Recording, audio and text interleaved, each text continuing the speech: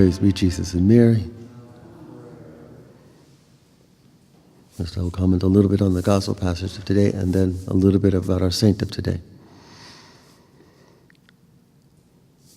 Here our Lord makes the point that after our deaths and the resurrection from the dead, which we all will,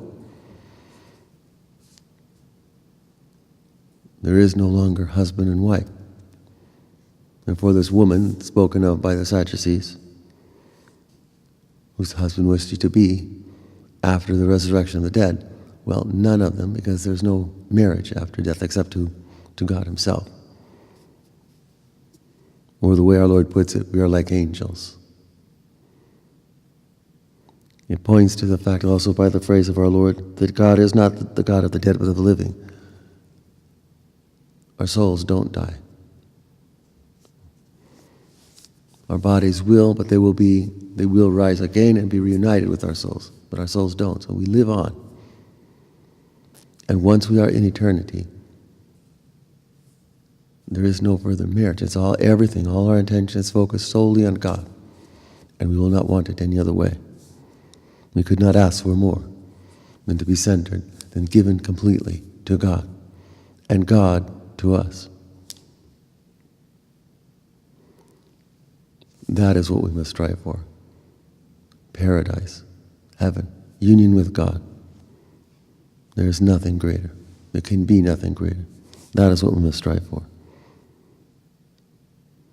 And it begins here in this life, living a life conformed to the will of God, which will take the grace of God, and we couldn't do it without. We must pray for it continually, incessantly, every day, and seek to work with that grace. Thus, we shall be and always then remain in union with God. Now, the saint of today, Saint Norbert, born in 1080, became a canon regular. He was a canon in the cathedral in Germany, where he was from. But he led a rather loose life. He had what he needed. He had servants. He had everything. Till finally, he was given a wake-up call. He was actually knocked off his horse while he was riding with some companions. And it woke him up, gave him a wake. I have to live more in conformity to the union with God. I have to live a life of penance and sacrifice. And he repaired to a valley in Premonstratensians in France, where he founded a religious order called the Order of Premonstratensians, or the Premonstratensians, or the Norbertines, which would be a monastic order following the rule of St. Augustine. They would be priests living in monastic community, a contemplative monastic community, wearing a simple white habit.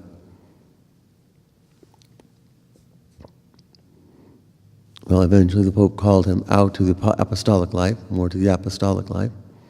Well, actually, as priests living in community, they would come out and help in parishes and work in very apostolic life as well. And he was called upon, very much to ultimately being made Archbishop of Mainz in Germany.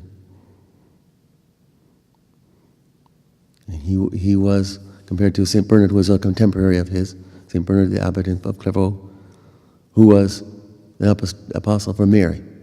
He was devoted completely. Of course, they both had a devotion to Mary and to the Eucharist, but St. Bernard was more an apostle of Mary. St. Norbert's emphasis was the Eucharist. But in any case, both very much apostles for the faith, the one true faith.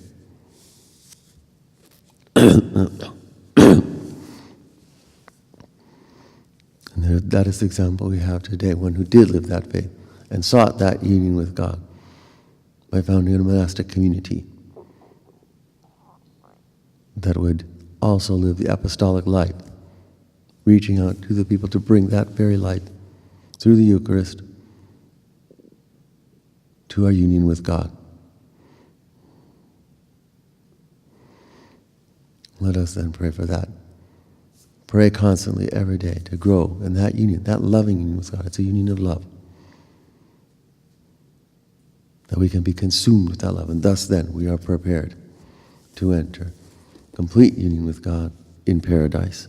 Praise be Jesus and Mary, now and forever.